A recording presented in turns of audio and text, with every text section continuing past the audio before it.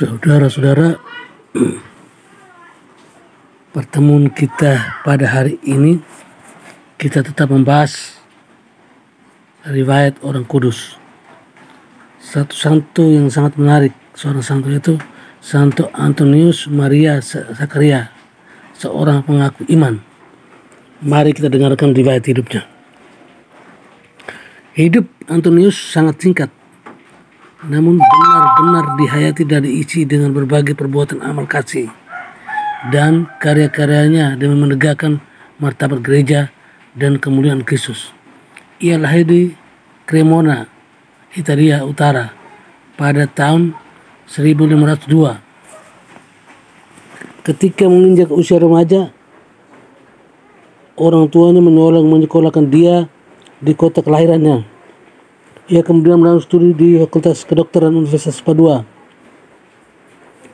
Setelah menamat studinya, ia kembali bekerja di Cremona. Sebagai seorang dokter, ia berusaha sekuat tenaga untuk menyelamatkan banyak orang sakit. Di samping itu, sebagai seorang cendekiawan beriman, ia memberikan nasihat-nasihat rohani kepada orang-orang yang dia rawat dan mengajak mereka untuk berdoa bersama. Antonius selalu berusaha agar mereka yang mendekati ajalnya sedapat mungkin meninggal dunia dengan tenang dalam keadaan berahmat. Semua orang, terutama para pasiennya, sangat menyayangi dia karena semangat pengorbanan yang tiada mengenal lelah. Sementara itu, minat untuk mengabdikan diri semata-mata pada Tuhan dan semakin kuat bergema dalam hatinya. Ia menyadari bahwa Tuhan memanggil dia untuk suatu tugas suci bagi kemuliaan namanya. Untuk itu, Antonius belajar teologi untuk lebih dalam mengenal ajaran-ajaran iman. Ia kemudian ditabis menjadi imam dan berkarya di tempat asalnya.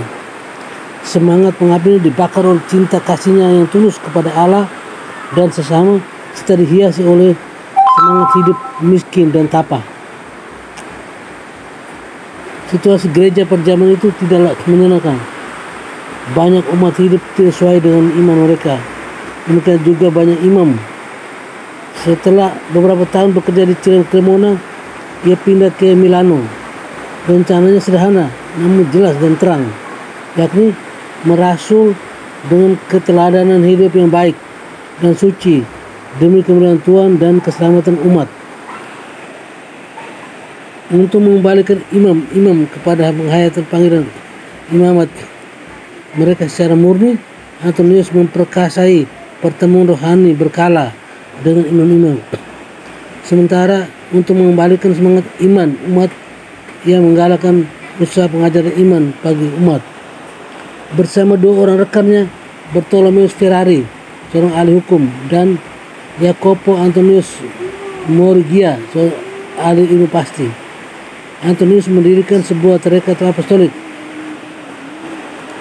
Anggota-anggota tarekat ini mengikut jejak Rasul Paulus. Aturan hidup mereka didasarkan pada surat-surat Santo Paulus. Oleh karena itu, mereka dinamakan imam-imam regular Santo Paulus. Mereka juga dinamakan imam-imam Bernabit karena gereja paroki mereka di Milano perlindungan Santo Barnabas. Tarekat mereka ini menyelenggarakan juga pendidikan keterampilan untuk para pemudi dan menggerakkan mereka untuk melakukan karya-karya karitatif bagi orang-orang miskin dan terlantar. Dalam usaha pendidikan ini, Antonius dibantu oleh Datu Teroli, seorang janda yang bersemangat rasul. Dari tahun pendidikan ini lahirlah kemudian tarekat Suster-Suster Anglika. Semangat pengabdian Antonius pada sesama tampak jelas ketika kota Milano diserang wabah penyakit pes yang menelan banyak jiwa. Dalam situasi ini, Antonius bersama imam-imam dan putra-putri asuhannya tanpa mengenal lelah lebih merawat para korban penyakit ganas itu. Mereka bahkan pergi keluar kota untuk menolong para korban penyakit itu sama mengatakan sahabat Tuhan. Antonius dikenal luas di kalangan rekan-rekannya sebagai seorang imam yang sederhana dan menjalani hidup suci. Ia lebih senang tetap menjadi seorang imam biasa agar lebih bebas untuk melayani umat. Oleh karena itu, jabatan superior jenderal untuk terekatnya dipercayakan kepada orang lain.